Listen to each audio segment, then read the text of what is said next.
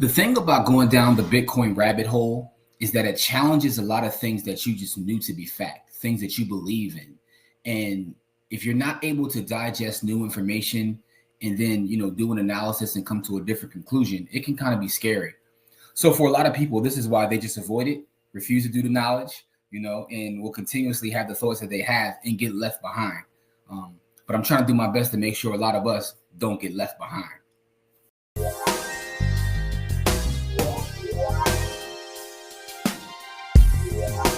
What's up, everybody? Happy New Year, and welcome to episode 43 of Stack Sats or Die Trying.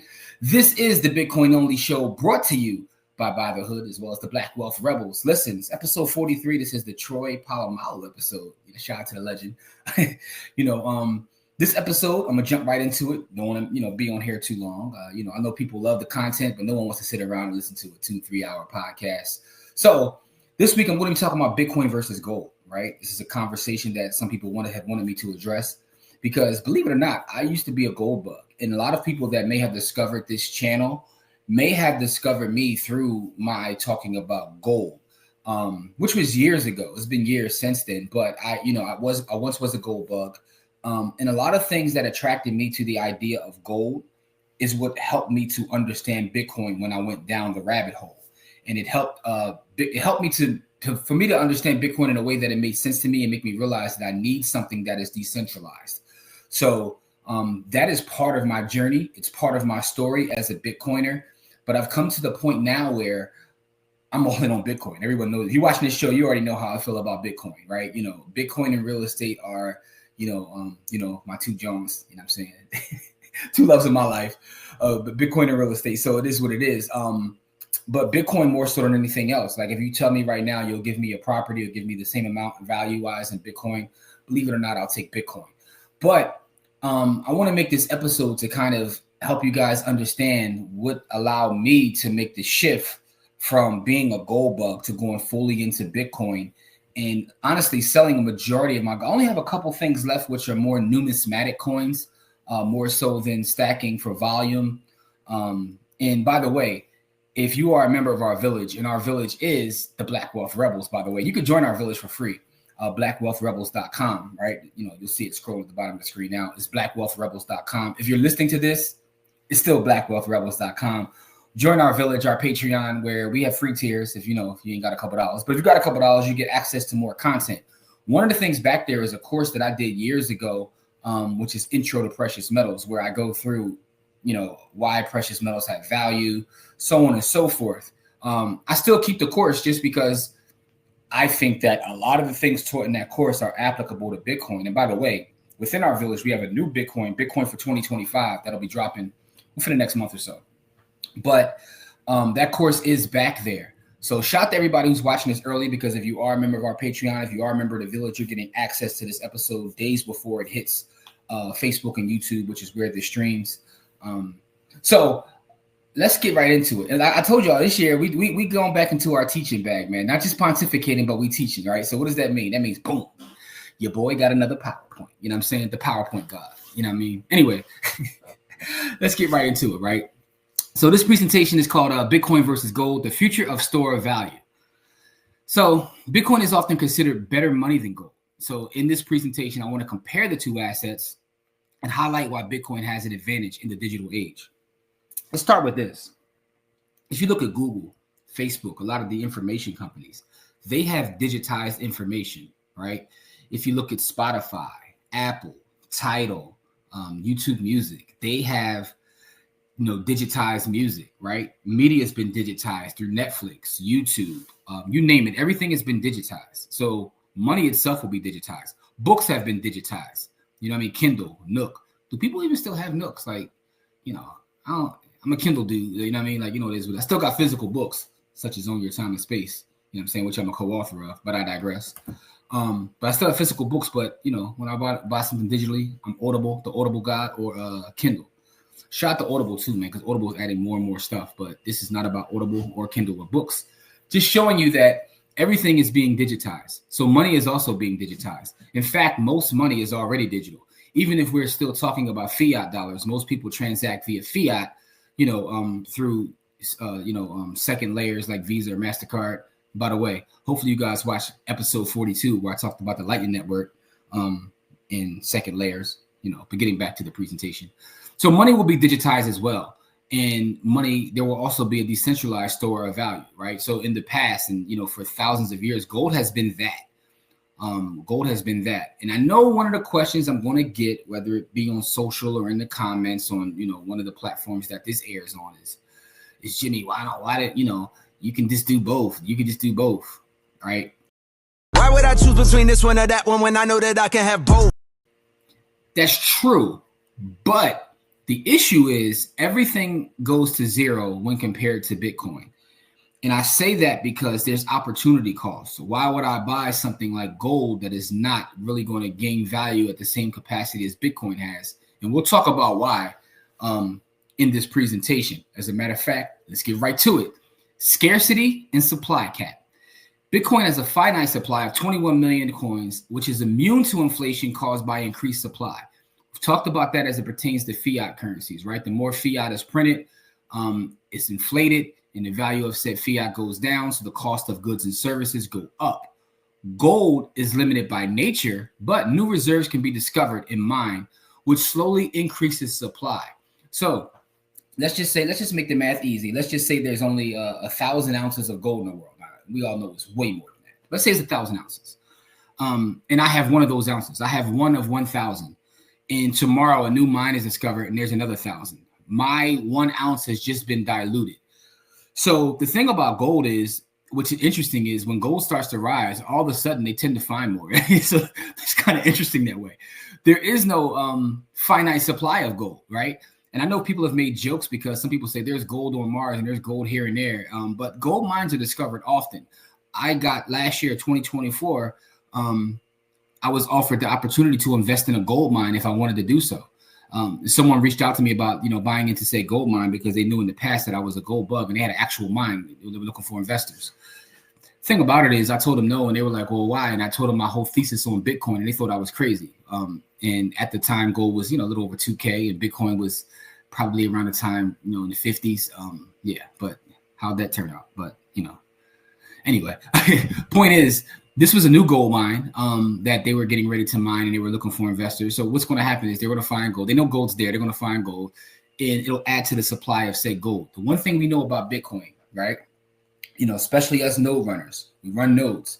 We see the protocol. We know what's going on. There will only ever be 21 million. It's a hard cap. Therefore, it's the most scarce asset known to man, right? The one of the things that attracted me to real estate as an investment in a vehicle for building generational wealth was the idea of scarcity, right? It's the idea of scarcity. You heard the old slogan, buy real estate, they're not making it anymore, right? But the fact about real estate is you can build up. And I notice real estate has nothing to do with this. You like, Jimmy, all you do is bring up real estate when you talk about Bitcoin. Like, you do that too much, but nah, you can't do that enough, right? Never too much. So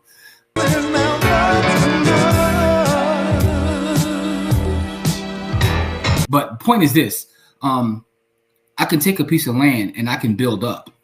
You know what I mean? There may not be any more land, but I can build up. So there's a difference between real estate and land. There's also a difference between real property and real estate. It's the difference between real property and land. It's not a real estate class. You got to go to the Black Wealth Rebels to see some of my real estate content, because I do create real estate content back there as well. But you can build up. So you can always add in more places for people to live by building up. And if you come to some of our cities that are very dense, like a New York City or Chicago or even a Philadelphia, you'll see tall skyscrapers because we can build up to create more space for people to occupy, to live. Again, Bitcoin only has 21 millions. Yes, you can break it down into Satoshis, but the fact of the matter is that's still a slice of the 21 million. And there will only ever be 21 million. Anyway, let's move on. Portability and divisibility. To be very blunt, gold has failed as money. It has all the things in terms of decentralization and control that, that would attract you to money. But where it fails at is divisibility and portability, right? If I have $1 million in gold, whether that's, me having kilos or ounces, whatever it may be, to transfer that is going to, first of all, I'm not going to do it, right? So then what happens is I have to get paper receipts to represent said gold. Now, we can go historically and talk about the gold standard and coming off of the gold standard, but that's not what this is about. This isn't about what happened in 1971. This is just about the fact that gold, because of how difficult it is to be portable, people would take their gold to a centralized entity, have receipts, like whether those are dollars or whatever it may be, represent that gold, and then go spend that. With Bitcoin, you don't have to do that. Bitcoin is transferably globally within minutes via the internet, and no physical movement is required. I just showed you the Lightning Network last episode. I can literally transfer millions of dollars in Bitcoin within seconds, right? I can't do that with gold, right? Unless I use a centralized entity, which, has my gold represented by a claim, whether that be a fiat currency or a ticket or whatever it may be. With Bitcoin, I need no centralized entity. I can run my own node. I can run my own, Lightning channels, and I can transfer value within seconds for next to nothing. That's impossible with gold. Gold is bulky and heavy. It's difficult to transport large amounts discreetly or efficiently, right? Bitcoin is divisible all the way to 1 Satoshi, and this enables also for me to do microtransactions. If I want to use Bitcoin to, say, purchase coffee or something small, that's possible because I can divide it all the way down to a Satoshi. Gold is generally measured in ounces. You can get a kilo of gold or what have you, but it's generally measured in ounces. An ounce of gold is kind of what people use as their benchmark. And you can get a half ounce, you can get a quarter ounce, you can get a tenth of an ounce, but you can't divide it the same way you can divide Bitcoin all the way down to 1 Satoshi. So therefore, it's difficult to exchange value with gold because it's not as divisible. That's a problem. This is also why it fails as money. Now, you can do it possibly if you have a central entity, which is giving you claims on the gold, and they can give you claims in smaller portions. But then again, that means you're required to use a centralized entity. One of the reasons to even buy gold or Bitcoin is to get away from centralized entities and take full control over your value, right? So security and ownership. The thing about gold is, at one point when I was a gold stacker, it got to the point where I got scared to have the gold that I had in my domicile. Sounds fancy. Instead of saying my crib in my house, my domicile. In my domicile, I had enough gold where I started to get a little spooky. So I had to go open safety deposit boxes and move the gold to that, right? Just from a security standpoint. And I had to pay for that. So that was an extra fee for one. And then for two, now I'm trusting a bank or a central entity. In fact, at the time, I put some in the bank safety deposit box, and I went and got another box because I was still, practicing decentralization with just a regular security company that, that has safety deposit boxes. But I say all that to say this, right? Your Bitcoin ownership is secured by private keys, which are immune to seizure if properly secured. Now, my private keys, I can do all kinds of fly stuff with them. I can memorize them if I want to go that far.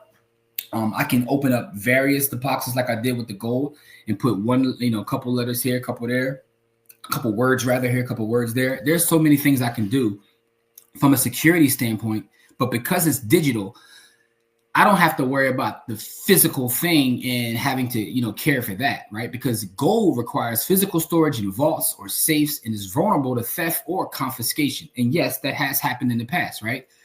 Bitcoin decentralized network resists censorship and government interference. Government can do whatever they want to do. They can't come get my Bitcoin because, again, if I memorize it in my head, they can knock me off or whatever. But there's so many ways I can do and so many creative things I can do to make sure that value that I save in Bitcoin, again, because Bitcoin is an investment, it's a savings technology, but I'm saving hard money. Thing about saving hard money is I don't even have to invest. The reason that people invest to get a rate of return is because the money is broken. The money is absolutely broken. If your money wasn't broken this way, you wouldn't be taking the time to invest and trying to make X percentage on your money because your money would be good and your money would hold its value, hold its purchasing power. Therefore, you wouldn't have to invest. But that's probably a whole other class, so I'm going to digress here. Storage and verifiability. Ooh, say that word 3 times. Verifiability. Anyway, storage and verifiability. Bitcoin is digital, right? So it's digital storage with minimal cost. Hardware wallets or multi-sig setups. Got to go multi-sig. You know what I'm saying? Multi-sig gang, right? So it's also, you can verify Bitcoin. It's instantly verifiable via blockchain, right? So you can see the authenticity of Bitcoin right on the blockchain. The thing about gold is, and you see this happen with people that are buying gold for jewelry, and these jewelers are giving them all the, the fugazi stuff. You have to make sure you're getting real gold, right? You have to make sure you're getting real gold. So you have to run tests and spend money to make sure your gold is gold. I don't have to do that with Bitcoin, right? I don't have to do that with Bitcoin. just don't have to do it. And the storage, again, for gold has to be something that's physical, whether you put a safe in your house or you pay to have it outside of your house, whatever it may be, right? Now, some people will say, look, I can get access to gold and everything by buying the ETF, GLD, or any other ETF, right? But that takes away from the whole idea of decentralization. And then the other argument is I can do the same thing with Bitcoin too. I can buy some IBIT, right? But again, I'm not against the ETF, and I've said that before, but the way to be a Bitcoiner and to have Bitcoin to control your value is to have actual Bitcoin, not the ETF. The ETF can be used for various other reasons. And the same thing applies to gold. You know, if you don't have the physical gold, you technically don't own the gold. You own a claim on the gold the same way you own a claim on Bitcoin with the ETF. So I say all that to say this. Physical gold, which is what I'm comparing to actual Bitcoin, you have to have physical storage, which can be problematic when you're talking about security, when you're talking about expenses, all kinds of things.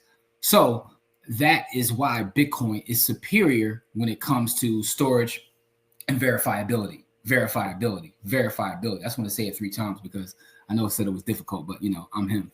I talk different. Y'all hear me? Right. So the next thing I want to talk about is inflation hedge, right? And also adoption.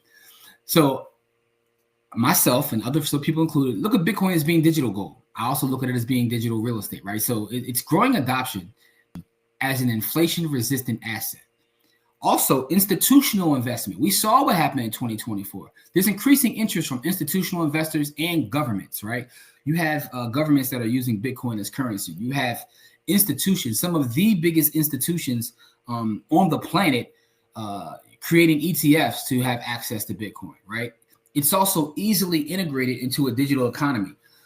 What's funny is I know sometimes people who don't like Bitcoin, they'll say, well, I can't even use it anywhere. I can't do this. First of all, that's BS. I spend money. I live on the Bitcoin standard, but I spend money in Bitcoin all the time. And as someone who comes from being a gold bug, what I'll tell you is I have way more places that accept Bitcoin than I do gold. I've never been on a website that says you could pay me in gold. Like that just doesn't happen. But in this digital space, I've purchased books, purchased food using Bitcoin, right?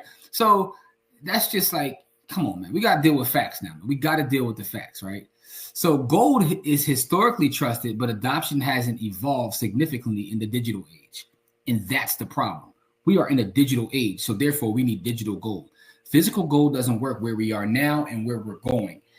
So the question is, do you see this world becoming more or less digital? It's a simple question. If you answer that question, you know which side of the fence you should be on when it comes to gold versus Bitcoin, in my opinion, right? Because everything I say is my opinion. None of this is investment advice.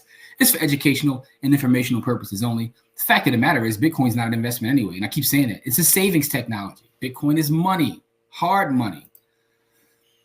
Programmability and smart contracts, right? So advanced financial applications and automated agreements. These are things that you can do with Bitcoin in smart contracts. And people say, well, I think of smart contracts, I think of Ethereum. And the fact of the matter is Bitcoin had smart contracts and DeFi way before Ethereum. But again, programmable money, flexible integration into a digital ecosystem. Absolutely is, right? For those of us that use Cash App, I showed you last episode how to use the Lightning Network on Cash App, which is fire. Strike, another powerful player in that space.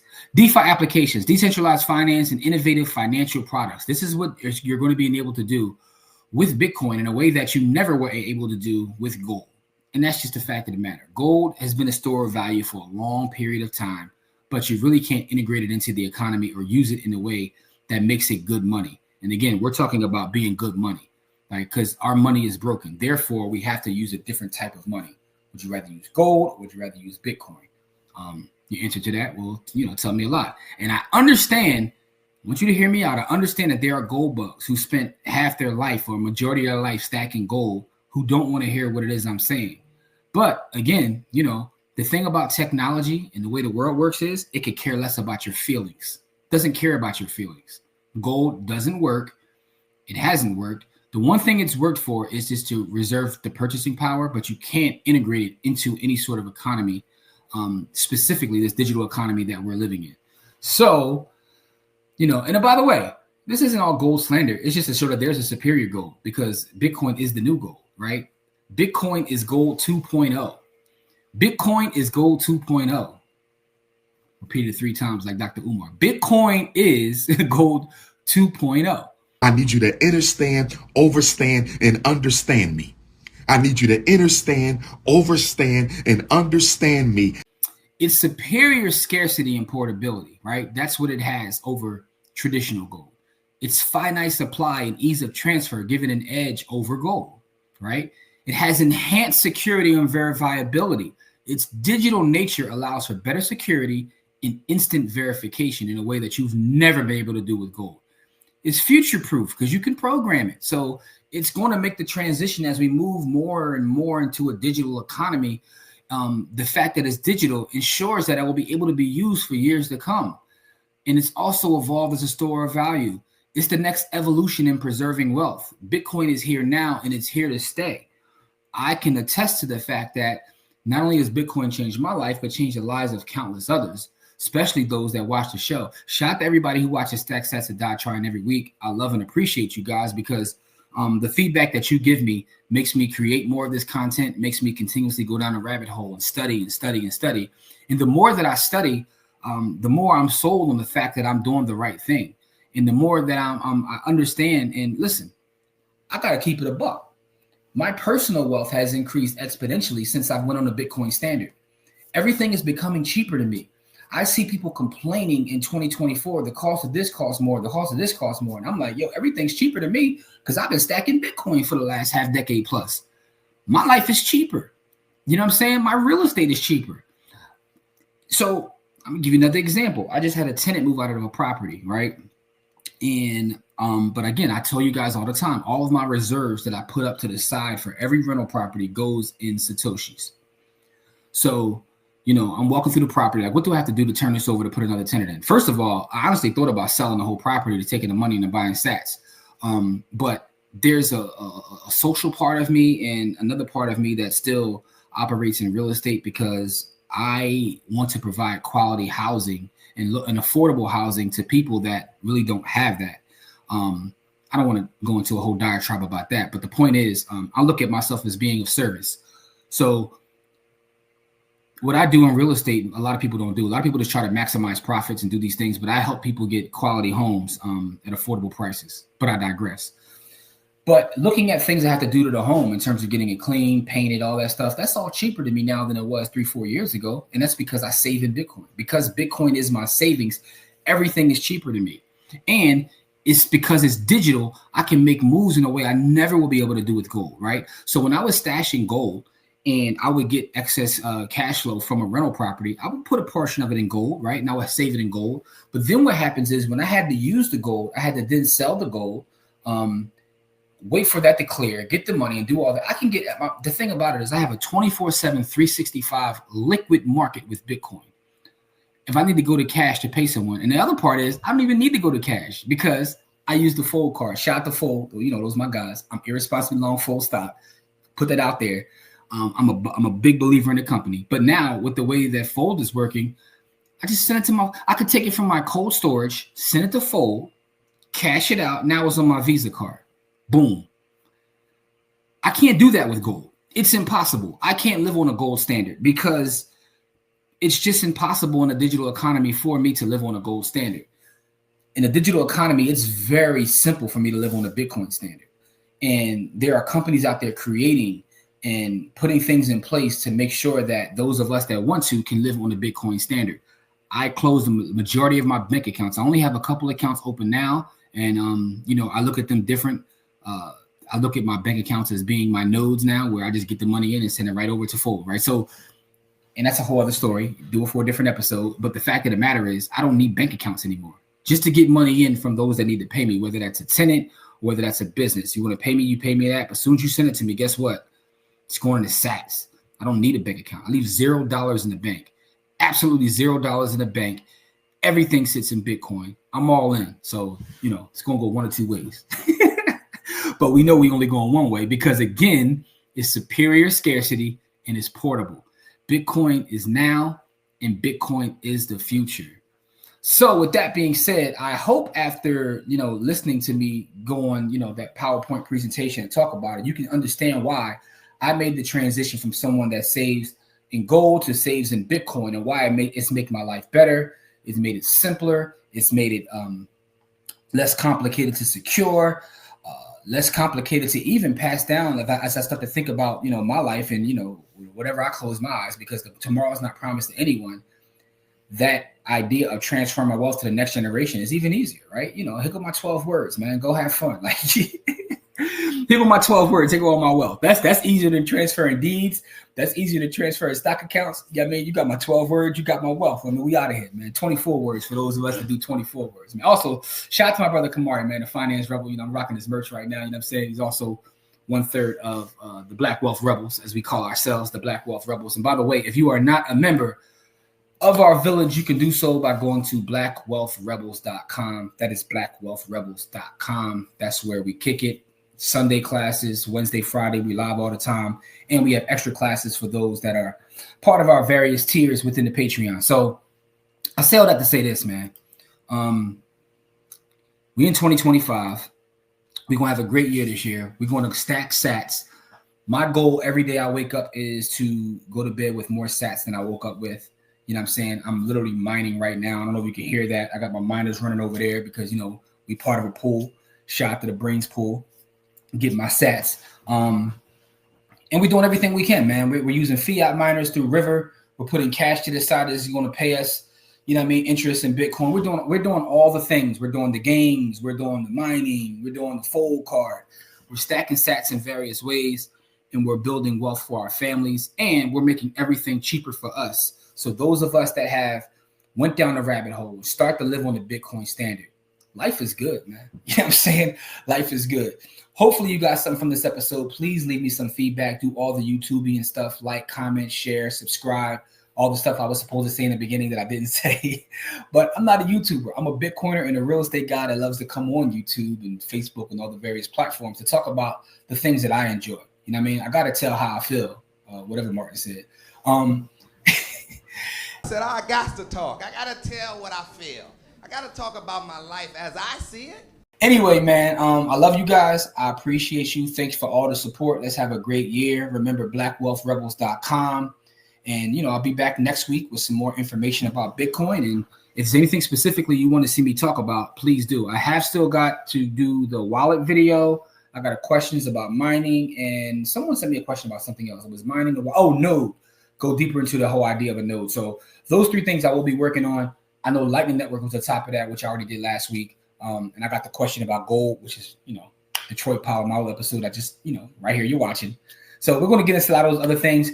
And there's so much to talk about as it pertains to Bitcoin. And that's the thing about Bitcoin. Once you go down a rabbit hole, you realize it's so extensive. There's so much to talk about. So many things to talk about from not only a technical standpoint, just from a theory standpoint. It's very expansive, which is why I don't know how people focus on 10,000 shit coins, because Bitcoin itself is just like so much going on. Say all that to say this, man. I love you guys. Stay safe out there. And as always, stack sats or die trying. Peace.